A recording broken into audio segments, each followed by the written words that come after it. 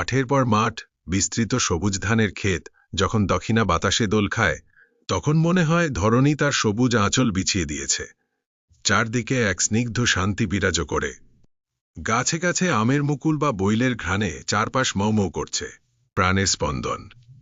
বাংলার ঋতুচক্রের আবর্তে বসন্ত যখন আসে, বসন্তের নাউলি আমাদের প্রাণের স্পন্দন। সেই সাথে যুক্ত হয়েছে পাতাহীন সজিনা গাছের সাদা ফুলের মেলা, যেন প্রকৃতির অঙ্গে ফুটে থাকা সাদা মুক্তোর দানা। যেখানে সবচেয়ে সার্থক হয়ে ওঠে তা হল আমাদের প্রিয় নাউলি গ্রাম। এই গ্রামের শান্ত প্রকৃতি, অবারিত সবুজ আর বসন্তের এই মিষ্টি হাওয়া মিলেমিশে তৈরি হয় এক স্বর্গীয় পরিবেশ। নাউলি গ্রামের ধানের মাঠ আর আমতলা স্নিগ্ধতা যেন বসন্তের আসল রূপকে আমাদের সামনে তুলে ধরে। কোথাও কোথাও চলছে ইট কাটার ব্যস্ততা।